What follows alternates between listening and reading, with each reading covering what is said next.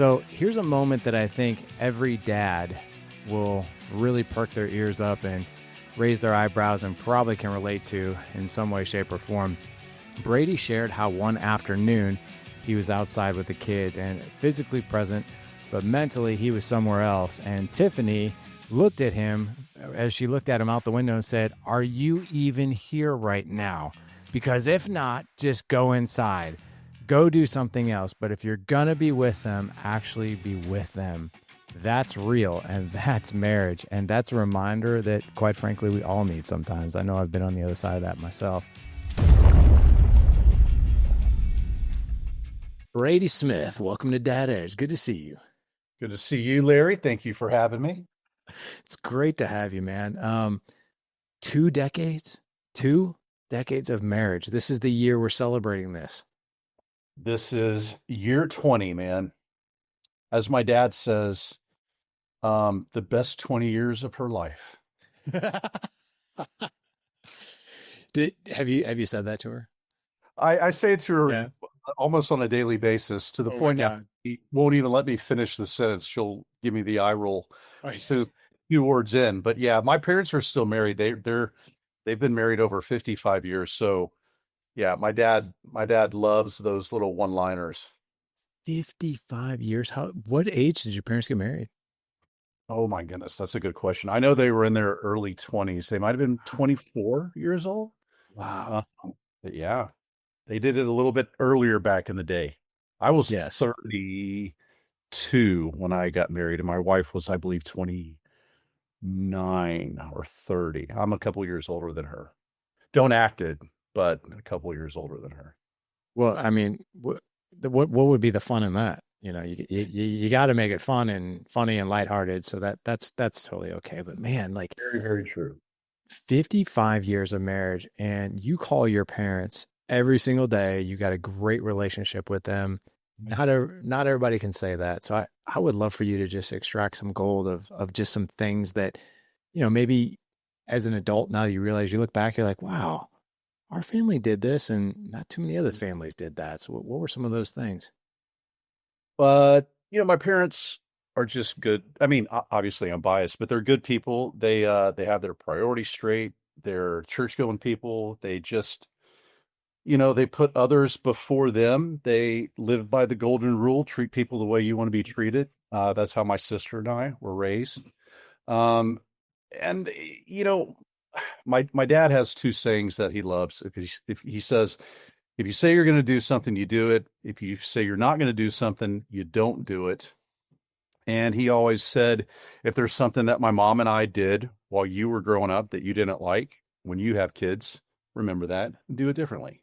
So they're very open. They're very honest people. And the third thing that my dad loves to rub in is that the older I get, the smarter my parents get. He likes to remind me of that on at least a weekly basis. But yeah, I call them every day. I'm grateful that they're still around, and I want to, especially because they still live back in Texas and I'm here in California.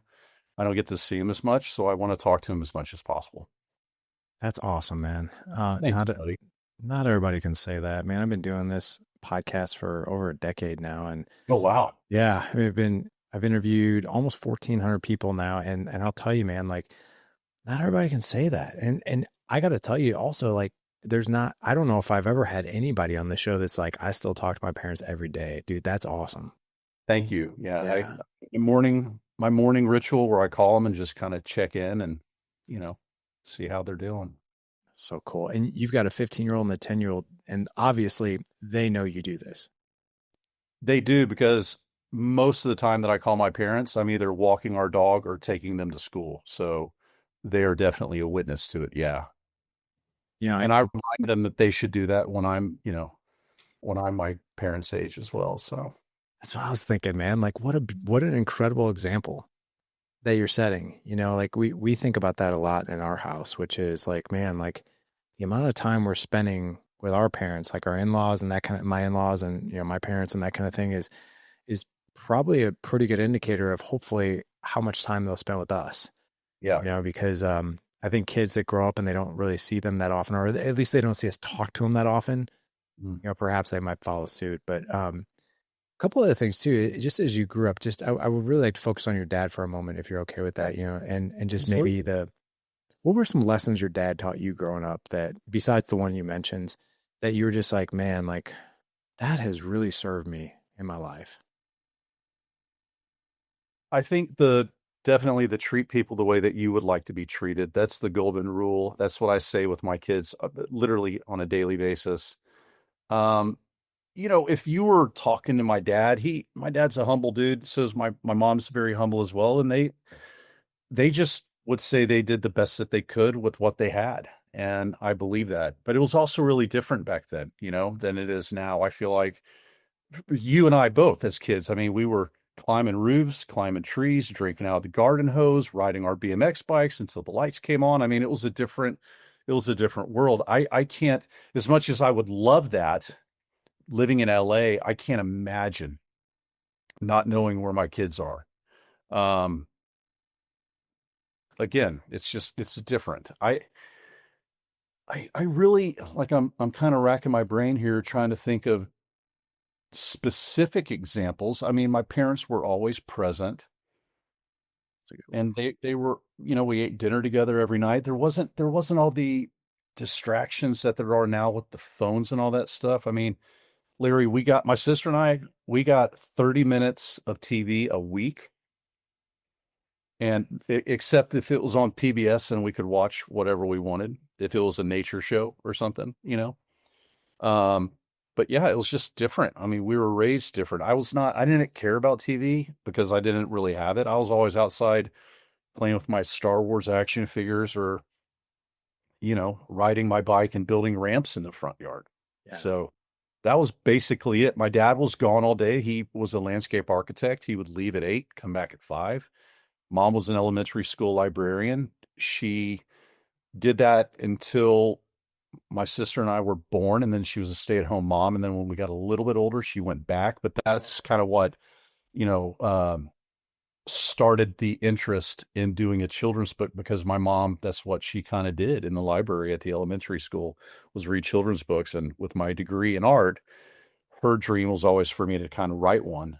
Um, I just never really felt like I had a genuinely worthy idea. And then in 2019, I was like, light bulb, wow, I think I got an idea. And, now I'm working on my ninth book. So it all just kind of organically happened. That's amazing. As far as your journey and and everything that went into it, the couple of things that really stood out is I th I just wonder if it's like maybe a human thing or maybe even a man thing that when we're asked a question of like, hey, like what was something that was, that was big that was taught to you, and we start to think about things and we're just like, man, like, well, what was the good? What was the good? And then I actually love, Brad, like how you I'm sorry, Brady, how you just simplified it, like just completely simplified it, like dinners together.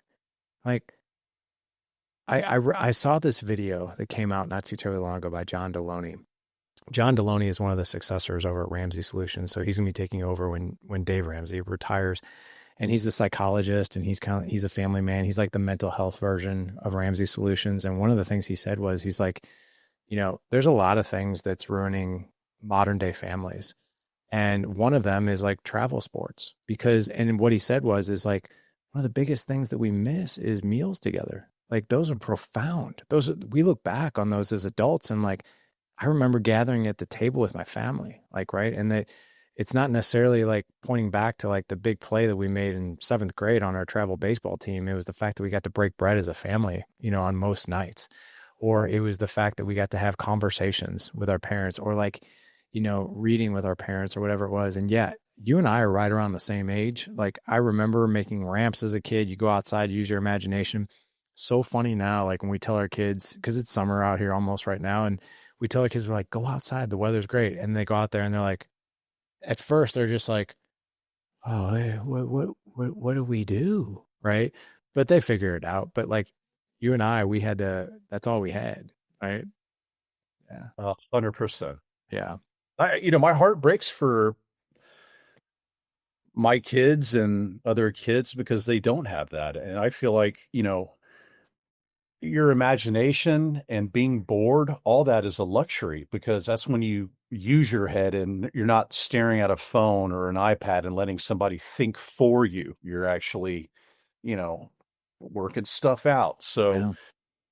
yeah, man. I mean, those were my fondest memories of just kind of taking off with other buddies of mine. I mean, I saw a meme and I know that you will be familiar with this, but it said something like, how to know where all your friends are in the 80s. And it's just a picture of a house with Yeah. about 9 bikes in the yard. Yes, I've And I seen was it. like, ah, it's so true.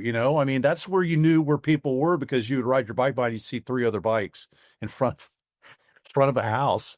There was no texting. There was no like, my parents, my kids can't believe that I didn't have a phone. Yeah. And I was like, not only did I not have a phone, that there were no phones, like Right. that didn't exist. I mean, that you were talking like Star Wars science fiction stuff. If you were able to see into the future and see that we have this and that you can actually see somebody else's face on it. I mean, it's just crazy. Isn't it So mind blowing? Yeah, I was just talking about this with my 19-year-old. And I was like, if you would have told me when I saw Back to the Future in 1985 when I was 10, like that we would be talking on the phone on our watch like Star Trek, I would have not believed you. I'd be like, no, it's not gonna happen till like 2050. And here we yeah. are. And the crazy thing, it's funny you talk about like the bikes because I remember I'd go to my grandparents every day after school and like they lived on like a typical, it would look like like a checkerboard. Like if you looked at it on a map, like every street had a cross street, like, and it was a big neighborhood and you knew where all your friends were. And if you actually, I actually remember in that neighborhood, everybody was within, I would say 5 blocks, like the whole cluster of us. And if you called and said, "Hey man, are you home?" People would be like, why didn't you just come over? Like, why are you calling me? And yeah, you're right. It would be like, all right, let's go to Brian's house. Be like, well, I don't see any bike. Oh, look at that. There's 4 bikes down at Joe's house. That's where everybody's at. So you just go Exactly. down there. Yeah. It's crazy. Isn't it funny? You know what's really crazy? I can still remember my buddies' phone numbers from high school Really? because, yeah, like I don't know, but I can remember my buddy Jeff's number, my buddy Dwayne's number, my buddy Aaron's number. It's just we we we had to because we were that was back in the day where you were like so I don't know, man. It's different times. I mean, look, I don't want to be that old fart who's like back in my day where and I know I am. My kids are like, we know, Dad. Yeah. You rode your bike to school. Awesome. But you know what's really funny? I mean, your oldest is 15, and I'm not sure if maybe conversations like this have come up with you guys, but like, so my 19-year-old, he asked me, and I have a 17-year-old too. I actually have four Oh, boys, four boys. It's like a frat house in my wow. house. But my Fun. older guys, now that they're college age, they asked me, they're like, "What was college like?" And we did our first college tour over spring break just a few months ago, or a couple weeks ago, and I was looking at everybody. I mean, it's been 26 years since I've been in college, and I was like looking at everybody, and I was like, dang, I was like, everything's changed so much. Like everything's an iPad and I remember going to college, and if you had a laptop, your parents were rich. And my son asked me, he's like, "What was college like when you went?" I was like, "I gotta be honest, man. Like, and I don't know if you feel this way, but I do. I started really thinking about it, and I was like, I gotta be honest with you, Ethan. I was like, I honestly feel like we kind of got the last really unbelievable experience of college and that we got to experience. Like, what do you mean? I was like, well, think about it. I was like, when I was in the 90s, like the late 90s, and I was like, the internet was just coming out. No one wanted to be on the internet because everything was dial up and crazy slow, and email was like DOS. I was like, you're looking at like green screens with like a blinking cursor, and like this is your email. So no one really was excited about the internet. I was like, no one had phones. No one was distracted by anything. Like all we actually had was each other. So like no one was on, like I look at you guys and there'll be a whole group of you downstairs hanging out and all of you are like on your phones hanging out. I was like, we didn't Not have that. talking to each other. Yeah. Yeah. All we had was each other and we had Yeah. conversation. It was great. Yep. Agreed. Yeah. Agreed. we're living in the moment because that's all it was. Yeah. I saw some other funny, I can't remember who it was. It was a comedian, and he had like a little video or something, and he's like, the 90s are back. Everything's cyclical. 90s are back. He goes, "Hey kids, you guys want to be 90s? Go outside without a phone. Kick a stick on the ground. That's what we did. Yeah. Nothing else to really do. Right. Good. Yeah. It's like a true. Yeah. But, I just thought it was great. Yeah. It was. It was a great time. It really was. A couple more questions before we get to your book.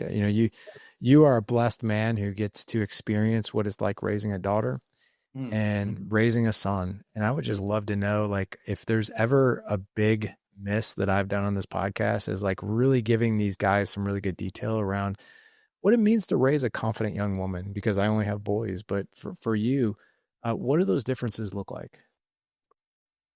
Well, it's funny you're asking this question right now because I won't get into detail, but we're at an age. I was actually talking to a friend of mine this morning, um, who also has a daughter and a son.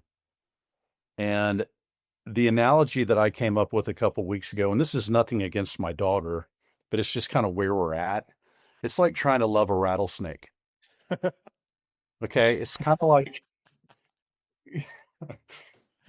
he's got to be careful. You know what I mean? Like you can kind of maybe get close to it. Yeah. Not sure Yeah. it's gonna strike. Uh, but joking aside, I mean, my wife and I are very lucky. Our daughter's she's a great kid, and she's open with us. She talks to us. We've always been very, very clear about if there's anything that she wants to tell us, we're there. You know, if she does something that we don't approve of, she's going to get in trouble, but we would prefer her tell us, you know what I mean? And we'll work it out. I mean, again, going back to the discussion of like how different it is now, I mean, they have so much more stuff to worry about, and we have so much more stuff to worry about. There's so much more opportunity for just bad stuff to happen with that. So we are very grateful that we have a daughter that is open with us. And that's kind of like just what we've ingrained with her is just, tell us what's going on. So, I mean, you know how it is, Leary, with like raising kids. Every day is a brand new freaking day, man. You don't know what's going to get thrown at you. So we just try to golden rule it, be kind, look people in the eye, treat them with respect, and see where else the day leads, I guess. She went to a high school party on Saturday night and spent the night at a friend's house. This was a big deal. It was one of the first times, high school party, man. You remember high school parties, I right? do. Especially as a guy, Yeah. what goes on at high school parties. And my wife and I were like, we don't want her missing out and, you know, living like a Mennonite, right? We want her to be social and have fun and do stuff. But, we just, I guess when she left, I was pretty much like, Harbor, just you have a good head on your shoulders. Just use it and be careful. Don't do anything that know wouldn't be the right thing to do. Trying to parent without overbearing Right. parenting, I guess. But I'm sure you're that way with your boys. My daughter will tell my wife things that she won't tell me, that are just more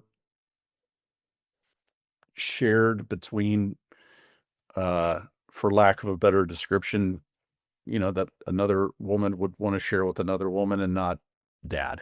My Sure. son is an open book. I mean, he's just like hilarious. It's all fart jokes and, whatever a 9-year-old boy, which is more my speed anyway. So, That's right. Like it, I just did a presentation for my kids' elementary school on career day for my 9-year-old and 11-year-olds of fifth and third grade. And one of the slides were, the things I've learned as a dad. And one of them were no matter what age you are, farts are funny.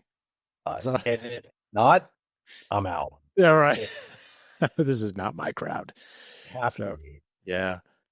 I the this several moving pieces thing when you have like that teenage high schooler, like that, yeah, you're right. That dichotomy, right? Of like that balance between like, okay, I need to let her like experience life. I need to let her live life, but I also like need to provide some protection and safety and some some guardrails and those types of things. But one of the things that I've noticed, I would love to just pick your brain on this last question before we get to your book is how and there, I don't think there's any right or wrong answer here, but just looking for just maybe a different approach or maybe the same approach is, you know, what have you found that really strikes that dichotomy really well that she receives well? So like, and every kid is so different, but like, take this example of going to this party. Mhm. You need to put a little bit of pressure on to be like, hey, we're going to let you do this. Here are the guardrails, here are the rules, and this is what's going to, get you to the next party after this. And also, here's some freedom and some trust at the same time. How have you guys struck that balance? Well, I think letting her go to the party shows a lot of trust. Yeah. You know, just that in itself, and my wife and I kind of try to gently remind her of that. Like, listen, we're putting our trust in you that you know what to do and you will do the right thing. So there's that. Um, I feel like just in the last 6 months, one thing that's kind of helped, and I have to remind myself of this, is less talky, more listening, especially when it comes to my daughter. Right. Because, I mean, just for example, this morning, you're talking about club sports. She's playing club volleyball, which is super cool, but good Lord, the time commitment, right? Oh yeah. It's out of control. Yeah. But again, she loves it, and it's something that's uh proactive, and she's using her body and not sitting on a couch. So my wife and I are 100% for it. But the reason I brought that up is she had a tournament in Las Vegas last weekend, missed a day of school, had a French test makeup this morning. So I was driving her to school, and it's just that fine line, man, of like, did you study for the test? Yes. I just love those conversations. Cool. I mean, it's Yeah. like I find myself trying to phrase questions that I know is not going to be a simple one word answer. That's what I spend most of my time mentally doing when I'm talking to my daughter. But man, I don't know. Again, it's she's a great kid, but her brain is developing and there's a bunch of stuff going on. And not only is she worried about like a French test, but she's worried about, a boy liking her or whatever her friends said and did it da da da da da. So just being there, man, being present. I think being present is the key to parenting, period. Just being present. You're there if they need them. You're there if they need you, and you're there anyway. Yeah. You know. Yeah. I as you say that, there's something that comes up for me, which is when you have little kids, it's like checkers, right? But when they're teenagers, conversations become more like chess. Mm-hmm. I think, That's a great way of looking at it. Yeah. it's just very interesting because like one question that could be genuine curiosity and we're not trying to start anything with our kids. We're just actually we're doing it because we care, right? It's like, did you study? And we mean that from like the most probably genuine place of like, are you ready, sweetheart? Right? You want them to succeed. Yeah. Right. And the way they take that sometimes is probably like, why are you all over me? Right. So like That's last exactly how I take it. Yeah. last night, my oldest son was getting ready for a Spanish test. And I know he's got senioritis to the nth degree. He's like literally in his last 3 weeks of school and he's like, get me out of here. I'm done. Right. Sure. And I know he's procrastinating. So like the game of chess. So like I knew he had to do this study guide last night. And we're sitting there at dinner and I was just about ready to be like, did you start your studying? And I knew that I would get a yes, whether he did it or not, and probably that defensiveness. So I was like, I literally had to sit there for like probably 30 seconds to a minute, be like, wait a second, can't ask him that. I want that answer, right? But I can't ask him in that way because he's going to take it this way and he might even get defensive. So how can I ask him a question and be genuinely curious about like him that he might take it better? So I just simply asked him, I was like, because he told us he was going to go down and start a study guide. I was like, hey, I was like, so just out of curiosity, I was like, what are you guys studying right now? What's the test over? And he's like, and he kind of perked up. He's like, oh, he's like, we're actually being tested on how we communicate our daily routine. I was like, really? I was like, tell me more. He's like, well, he's like, I have to communicate like what time I get up and I have to communicate what time I brush my teeth. And I have to know how to say, I'm going to go take a shower and like all these things. And I was like, that's fascinating. I was like, that's really cool. I was like, so basically this test is teaching you how to talk, just small talk and about your day and that kind of thing. He's like, yeah. So in my mind, I was like, I think judging by what he just told me, he actually has been doing some work and he got excited and it was connecting versus like, did you start your studying yet? And which I know I would have probably gotten like, yes, you know, Yeah. but it takes like so much more brain power. Like, it's almost like you have to get in your own way, like, hey man, I know you want to ask this question, but don't. Yeah. I actually love that you just said that because I think as a fellow father, you just reminded me that I need to kind of like play a little more chess, a little less. Isn't it crazy though? That you have to think that way. They're like, there's a 15-year-old, not like some seasoned attorney or something. Yeah, man, but I feel like sometimes they're tougher than a seasoned attorney. Oh my It's gosh. like you're dealing with it's You, oh my goodness. you are Yeah. you are not kidding, man. So let's talk about your books. You wrote your first kids book just only 5 years ago during COVID, right? Yeah. Yeah. Yeah. So what was the inspiration? Like, I yeah, can tell you a funny little story about how it started. So my mom was an elementary school librarian and she always wanted me to write a children's book. I got my degree in fine arts from a college in Texas. I never felt like I really had that just umph of an idea. And when Holt, our son, was that's his six, name. his name's Holt, Holt. Yeah. What a cool name. I got a cool story behind it too. I'll remind me and I'll tell you how we got Yeah. that name. But the way our house is we have our kitchen and the windows face the front yard. Okay. At the time, we had a swing set out there. And, man, I was a victim to this. And I was pushing him one handed and looking at this the other hand. Just, he's 6 months old, man. We're not having a conversation. I'm just entertaining the 6 month old. Right. And my wife, true story, opened up one of the kitchen windows and yelled at me from across the yard, lovingly, sort of, "You're missing it. You're missing it."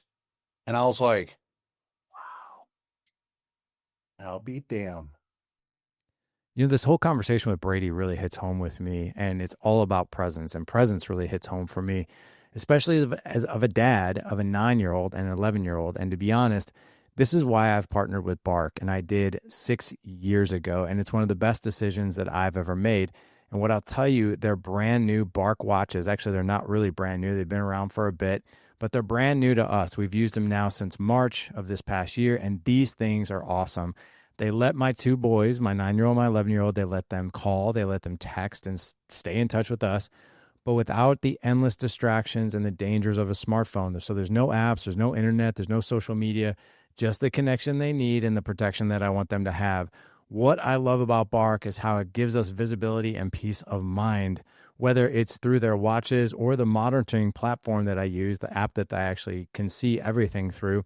Bark actually helps us stay ahead of the curve on what our kids are seeing or doing or dealing with online. Plus, a little known thing, it really allows me to get to know their friends really well, because if there's any Bark alerts through text, I get to see these conversations. And I get to see some of the shenanigans that their friends are doing. So it really allows me this sort of like behind the curtain scene of like how their friends really operate. And quite frankly, sometimes how my kids even really operate. But here's the deal. Since you're a part of the Dad Edge community, you'll get a free 7-day trial plus an ongoing 10% discount if you use our link. If you go to thedadedge.com/bark, again, thedadedge.com/bark, you'll get both the trial and the discount. Use our coupon code GOODDAD upon checkout, all one word. It's protection, it's peace of mind, and one less thing to worry about as a dad. You'll stay connected to them without all the shenanigans, or at least you'll be able to see some of the shenanigans with their friends. So there's that. All right, gentlemen, back to my show with Brady. Wow. Because we're always on our kids about staring at a phone. Parents do it just as much or more.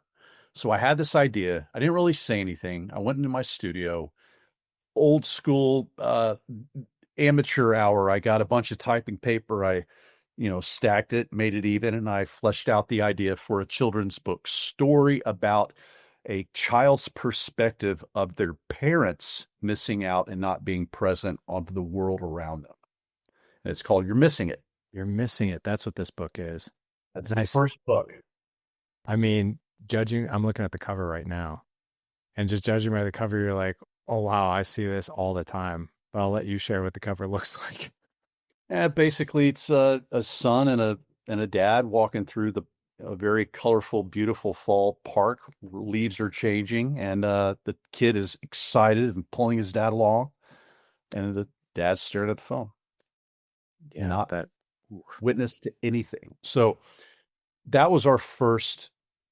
I say hour because my wife has been an actor since she was a kid. Right. She's well known, and she was working on a cookbook, her first cookbook at the time.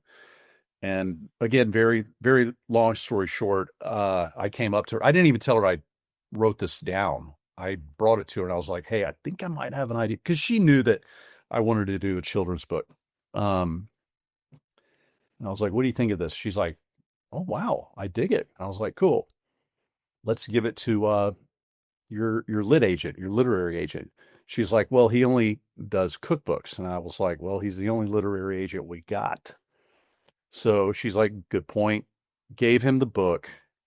And he was very receptive. He was like, I don't do children's books, but I'll let this be the first one that I take out. And he goes, next step, maybe in a month, we'll hear if there's some interest. I'll send it to some publishers.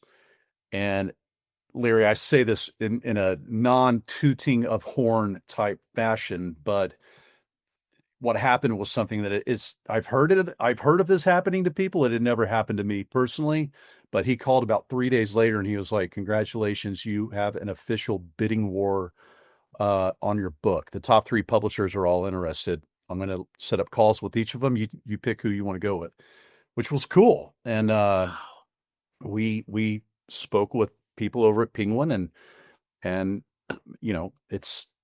it went great. And right now I'm literally working on my 9th book with them since 2019. So, Gosh, yeah, it's kind of turned into what I'm doing now, which, you got to be open to doors, right, in life. And this one opened, and I happily stepped in. So, yeah.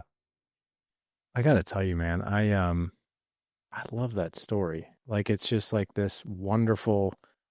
I wouldn't say accident because you were very purposeful about it, but you didn't expect the results that came out of it. So that's amazing. As Yeah. far as I know we're obviously going to be talking about your newest book, which is Maxwell Dark, The Nightmare Hunter. But the Missing It book, Mhm. I'm so curious about this one just because like this is it's triggering, I think, for so many people out there, and especially parents. Parents are triggered by their screen use with their kids. Kids are triggered by the screen use of their parents. It's like it's a triggering topic anyway. Mhm. But I'm so curious, like, just any feedback that you've gotten, of like, I can only imagine, parents like writing you a review of like, holy cow, like I didn't realize how much I was missing until I was reading this book to my kid. And it changed my habits with my own habits with it. But I'm so curious about feedback you've gotten from it. Well, so it's funny, right? Like the internet, anybody can write whatever they want, and there's zero circumstance, Right. consequence rather. So I've gotten a lot of supportive stuff, like, wow, this is a really interesting perspective. It's helped me realize that I'm, you know, staring at this electrical device too much. But I've also gotten how dare you tell other people how to parent? That's And that's true. where you're like, man, I'm not telling anybody how to parent. I'm just saying be present, and that's also your choice too. This is, you know, a story I made up from something that happened to me personally. I put it in a book because I thought it would be a great story. The other funny thing that happened, and this doesn't happen as much anymore, but when the book first came out, anytime my wife and I were staring at a phone, anytime, both of our kids would be like, "You're missing it." And I was like, "God, you knew that was going to happen." You know what I mean? I mean, even if it was for like 30 seconds, but everybody's got an opinion. I'm thinking about, there's a very famous thing that Mike Tyson said, and I think about this a lot.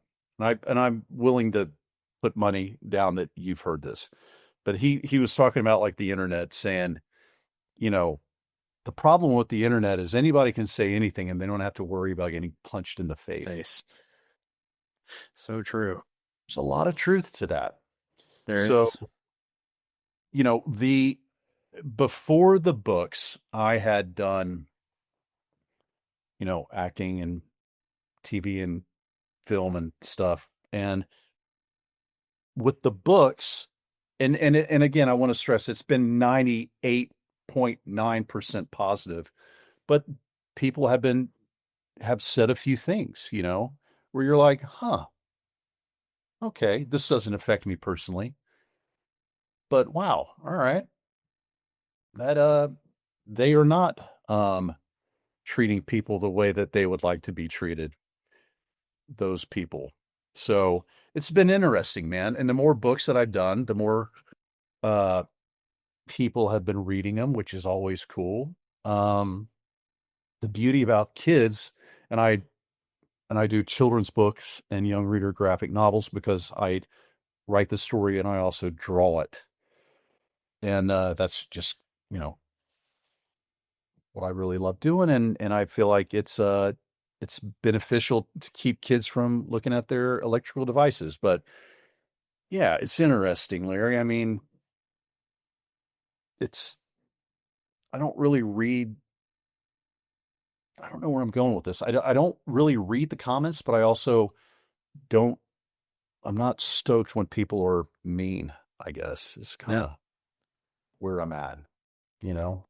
I think anytime we have a message, right? And even if the message is something so positive, right? Some people are going to filter that through their own filters and, take it as defensiveness. Like, well, like usually I think the people that take defensiveness to it are probably the ones who are doing the most harm by what it is you're actually writing about. You So know, I agree with that because they're aware of it. And if you're not in that mindset, you're not even aware of it. Like some people would bring up something where I'm like, what? I so out of my reality and bandwidth. It's just so I guess it's a testament, like my son and or daughter, if there's a bully at school, you're just like, you know what, man, I'm not gonna let this affect me. I'm gonna keep on trucking. yeah, A buddy of mine said something the other day that I had never thought about nor heard, but I think we have 86,000 seconds in our day. You know where I'm going with this. I'm sure you've heard it, right? And why let somebody take 10 seconds away from that, man? Like, yeah, or does that 10 seconds that you feel crappy about somebody saying something, don't let it affect the other 86,000, And I was yeah, kind of like, and that's a really cool thing to say to my kids. And, I don't know, it feels a little bit above my son's head, but I think I'm hoping it struck a note with my daughter, you know? yeah, yeah, I mean, we're all people ultimately, right? Like that's kind of what it all boils down to. Just treat people how you want to be treated. I think that's what I drive home the most with my kids. It's just being kind, man, because, you know, political opinions and blah blah blah aside, it's kind of a nutty world out there right now. And if everybody did treat people the way that they would like to be treated themselves, I think 99.9% of those problems would not exist. I would agree with you, and I think the internet has given people free reign of I can say whatever I want to and I don't have to face you. Like, Oh, and I, that I'm telling you, man, like it's bonkers. yeah, it is. I think it was in 2020. I'll never forget it. It was 3 years ago. We had our first video go viral. It was like, I think it was like 4 million views on a video. And I was on a podcast and one of my business partners and my best friend, he's been my best friend for almost 10 years, tragically, horribly lost his daughter in a car accident the night before I was on this podcast. And I've never seen anyone, and she was 19. I've never seen a human being go through more pain than my best friend going through that. So And the next, what's that? and unfathomable. I mean, And like yeah, you can't, especially as a parent. There's no way you can imagine that. you can't. And, I was on this podcast. I spent like the entire morning talking to my friend and just helping him. And this was the night after it happened. And then later that day, after we got done talking, I was on a podcast later that day. And I was just kind of in one of those moods where just like you feel like you just got handed your rear end, like the emotional toll and everything going on. And I was kind of in this feisty mood. And this guy asked me, what do you think one of the biggest mistakes, what's one of the simplest things that we miss as parents? And I don't know what it was in me, but I was like, I think one of the simplest things we miss is the questions we ask our kids. If you're asking your kid, how was your day? That is a crappy question that's going to get you a crappy answer. Like if you're going to get fine, good, crazy, busy, boring. That's all you're going to get. Mhm. Instead, ask them better questions like, what was the best part of your day? What was the most challenging part of your day? Tell me more. Who did you sit with at lunch? Getting into your kid's world. And then I explained it. Like when you do that, you get into deep conversation with your kid and you get like this bird's eye view of their life and this connection through it.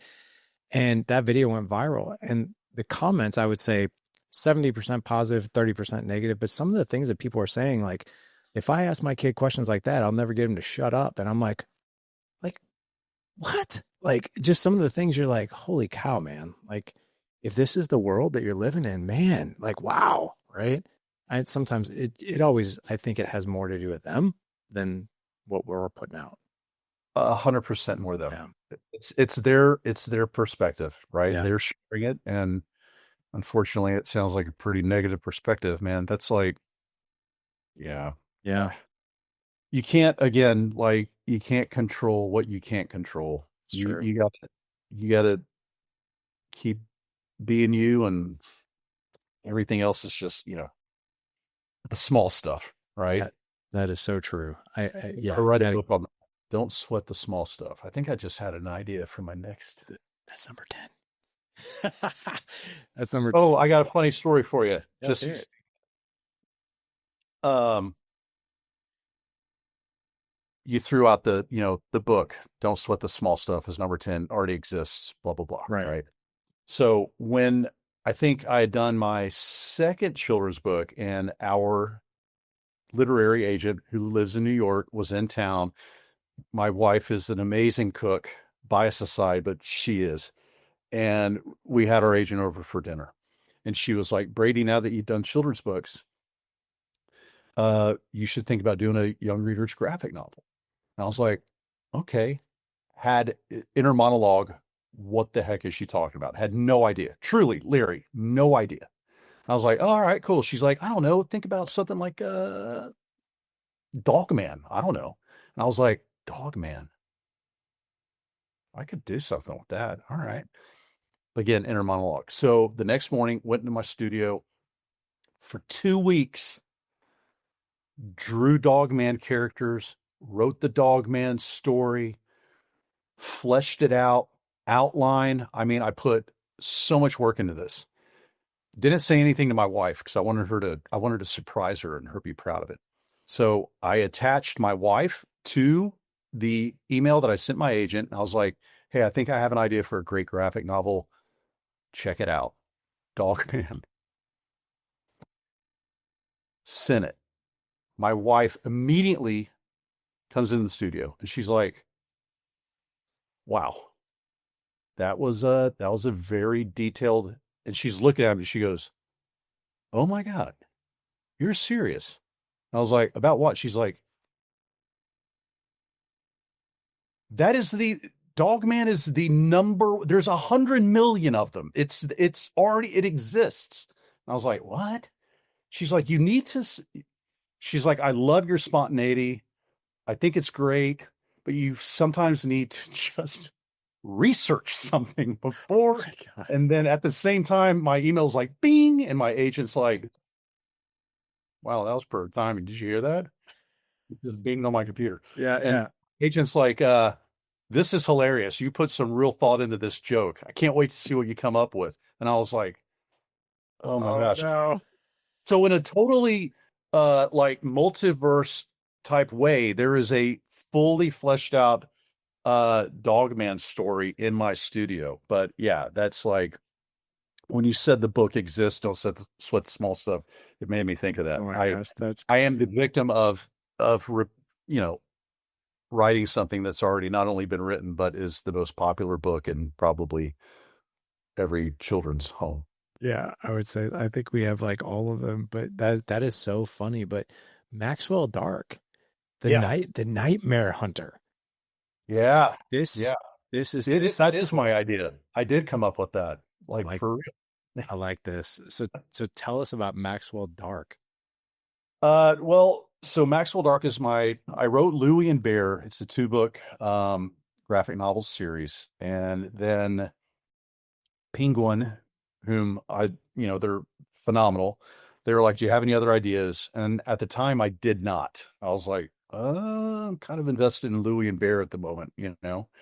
Um, and then a few months went by, and our son at the time was experiencing horrible night terrors.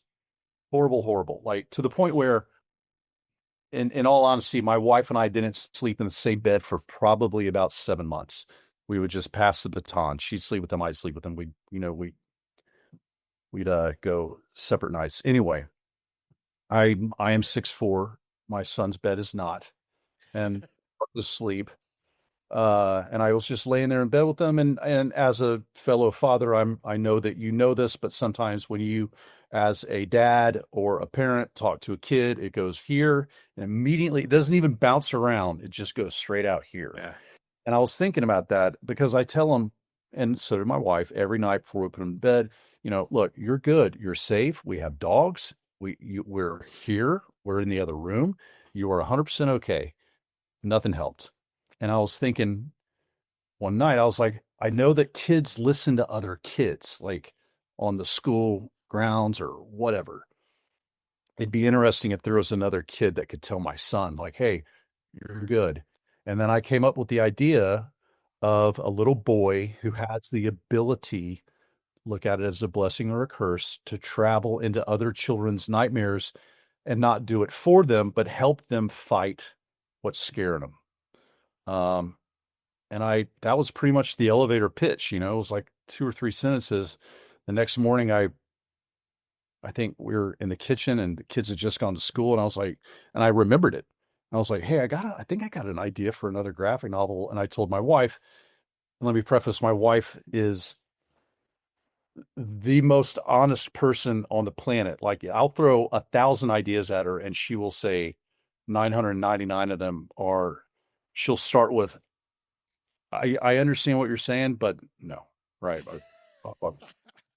So when I told her about Maxwell Dark, Yeah. she was like, "That is a phenomenal idea." She's like, "You need to call the agent pronto." And I'm like, "Really?" She goes, "Not really. Set up a call." And I did. And we got on the phone with Penguin and two book deal. So the first book literally just came out April 1st. And, I mean, I'm really proud of it, man. It's like my son's proud of it, which means even more to me than anything because it's like he takes ownership of it. He's like, "Yeah, that's my idea. I made my dad think of that." So it's personal and it means a lot. And I'm super happy with the story and how the art turned out. So that's it. Maxwell art. I love that. I bet he could give Freddy Krueger a run for his money just by looking at how mean he looks like he could do some damage to that guy. He doesn't play games No. for a 12-year-old. He's kind of like this seasoned kind of underdog that takes no prisoners, but he's a teddy bear on the inside, like any 12-year-old. What a cool book for younger kids to read before bed. Especially like we have a same age as Holt. I have a Colt, which is kind of Oh, funny. fun. He's my Yeah. 9-year-old. But Colton, like, he's at that age where he kind of like maybe like Holt, where he's like he kind of doesn't want you to leave. Like there's that uncertainty there, right? And 100%. Yep. how cool is that to read a story about, you're going to enter this realm of sleep, and when you're a kid, you're like, oh God, like what's going to happen over there, right? I remember having nightmares when I was a kid, and then as we all do, and you have no control. Like it's like literally you're thrusted into another world. That's what it feels like. But if you could lay your head down at night knowing that, you know, Maxwell Dark is Somebody's got there to your back. protect you. Yeah. I mean, that seeds itself in the subconscious, and the kid's probably going to rest better. Yeah. Well, and thank you for that. That was the entire goal. And I think, the whole nightmare thing too, it's so everybody gets them. Yep. I still get nightmares. They're a little different, less monsters, more taxes, but everybody, or deadlines or whatever, but Right. everybody has nightmares. So yeah, it's been, writing a graphic novel is and then illustrating it is, I jokingly say, it's like putting on sandals and staring up at Mount Everest, knowing that you're about to climb it. It's just like it's an undertaking, but it's incredibly creatively fulfilling. And as far like acting and stuff, I've done it for 20 years. Some years have been wonderful, some years have been not wonderful, but the difference between acting and these graphic novels is the graphic novels, the books are my story, they're my characters, they're my words. Acting, I'm saying somebody else's. Yeah. Um, so it's been a lot of fun. And there's also nothing like the feeling of walking into a bookstore and just randomly seeing a kid sitting in the children's section flipping through something that you created. Like it's just, I mean, it still gives me goosebumps. It's just special. That that's amazing, man. Seriously. I think that is one of the coolest things is when you see somebody with something that you put your heart into, and especially with something, it's such a personal story, about, something that Holt was going through. Yeah. And here you are, you created this amazing character, in a story frame that he could understand, that could be potentially something that makes him sleep better at night, and then to give that gift to other parents and other kids, what a tremendous gift, and to share something that we struggled with in a moment of time. It's been pretty neat. Like I've been getting DMs from parents just, wherever, all over the place, of drawings of monsters that their kids have invented and that they're defeating by reading the book, which is super sweet. I do want to throw this out just because you'll think it's funny having teenagers as well. So, um, my daughter hasn't read the book. She hasn't read it. No, no. My wife has never listened to one of my podcasts in a decade. But she doesn't listen to any podcasts. So I feel you. I feel you.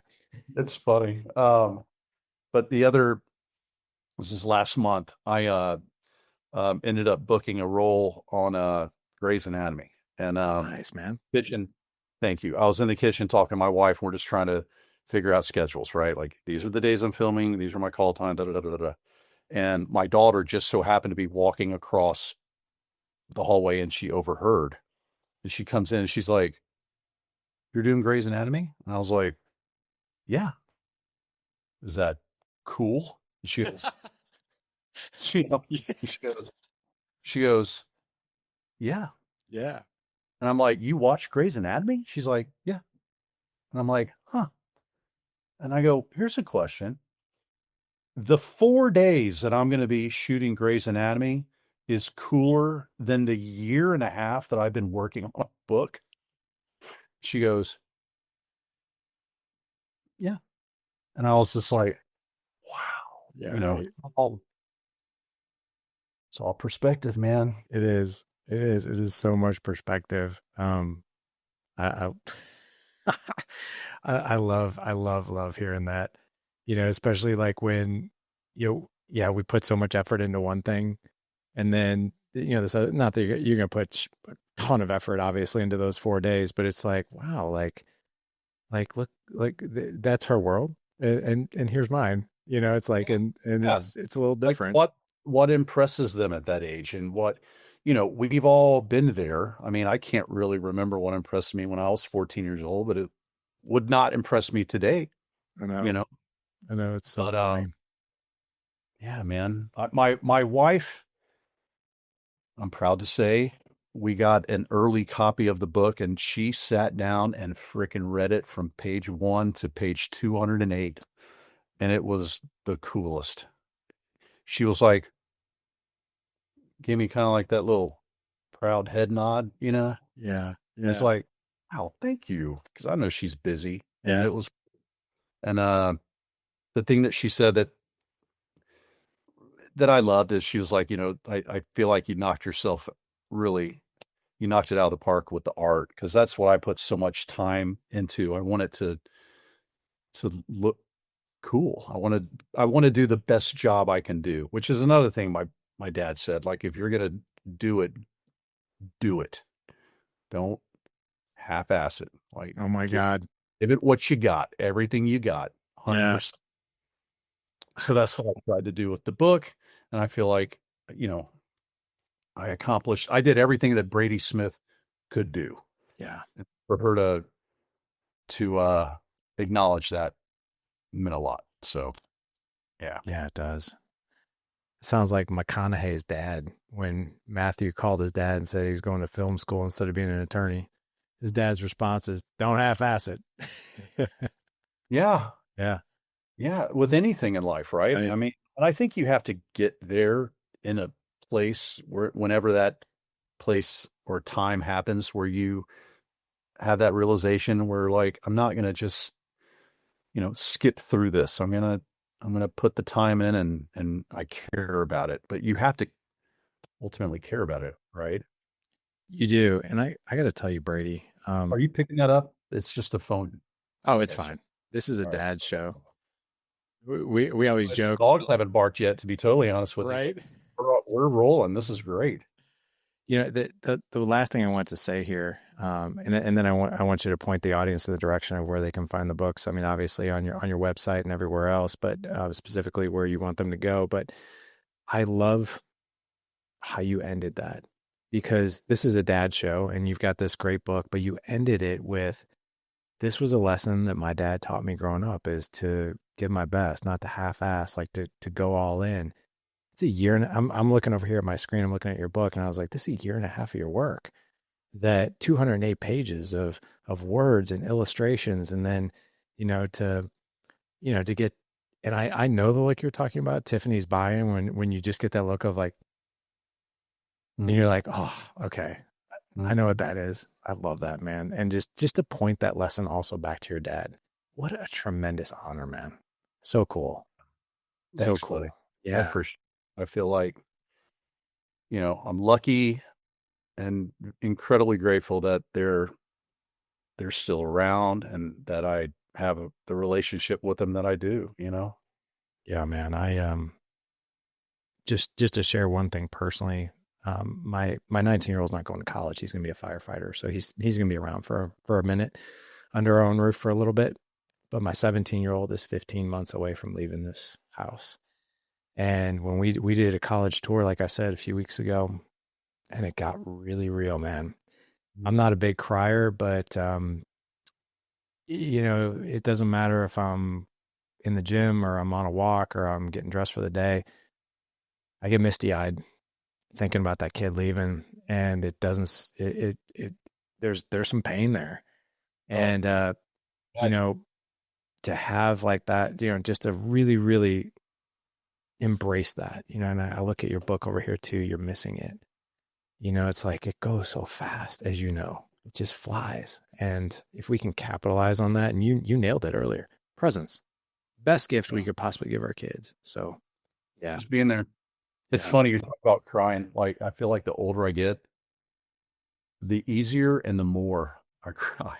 yeah, I will because everything's just a lot more precious and you realize that. I think that's the beauty of getting older, you know.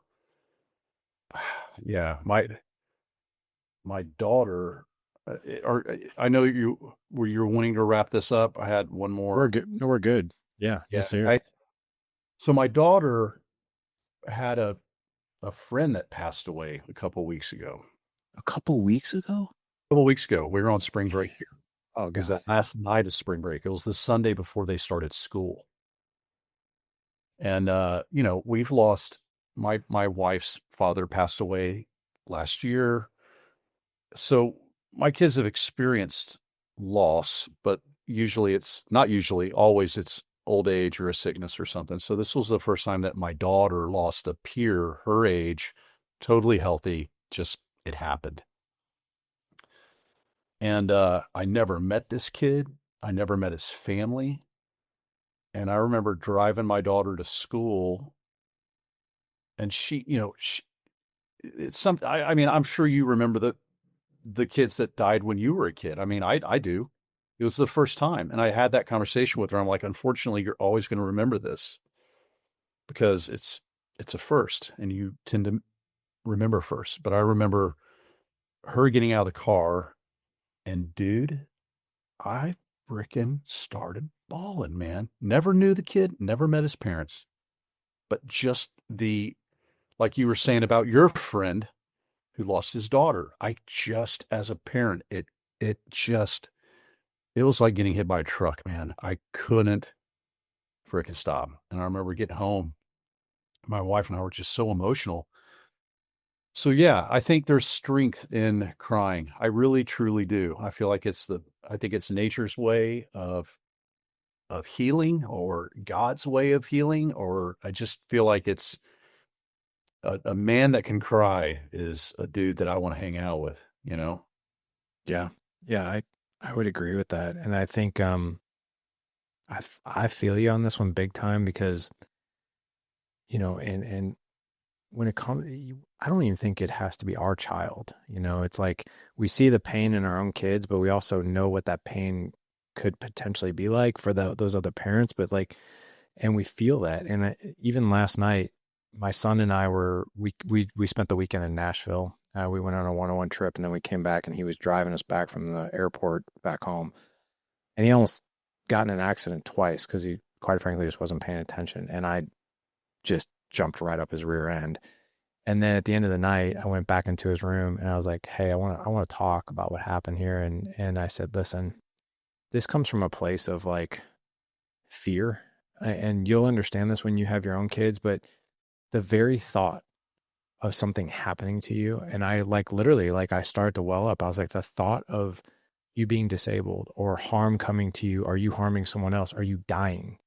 I was like, there's no antidote for that level of pain. And I literally started he looked at me, he goes, are you tearing up? I was like, yeah. I was like, dude, the very thought of something happening to you is so debilitating and it hurts so deeply.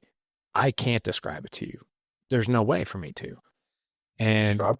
it's indescribable. I was like, and you will know when you have your own what I'm talking about. I was like, but it's a love that's so deep. And it's a yearning for your kid's safety that goes so deep. And God forbid something happen, because what happens to the parents is like, what did I do wrong?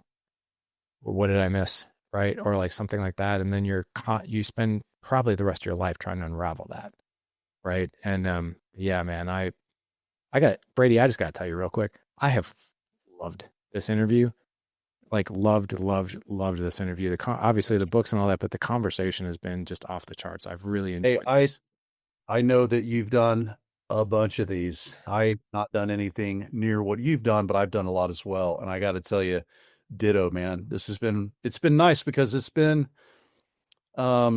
just spontaneous and truthful, and Yeah. I can't ask for anything more than that. So thank you for being the awesome interviewer and guide that you have been. This has been really great. I appreciate it. Oh, thank you, man. I appreciate you saying that. And I mean, obviously everybody can go to bradysmith.com/books to see everything you got. But like where would you like the audience to go check out what they want to go?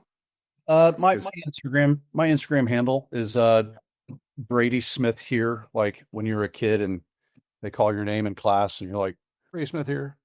oh my gosh. So that's where they can just see the rumpus and mayhem of my daily existence being a dad and trying to raise good humans and make money, man. I hear you, man. That's really what it's all about. Guys, you will not have to look far at all. Um, we're gonna have Brady's Instagram in there. We'll also have his website in there. I'm also gonna put a link right to his books as well, just so you guys have that. All you have to do is head over to thedadedge.com/539 for this show. Again, thedadedge.com/539 for this show. Brady, such an honor. Such an honor, just being able to share time and messaging with you today. And I wish I would love to just say right now, when the next book comes out, I'd love to have you back. I would love to come back, man. Awesome. Thank you. You I really mean it. This has been a lot of fun, and it's been a great getting to know you, Larry. Thank you. Same, brother. Thank you so much for coming on. Thanks, man. Have a good day.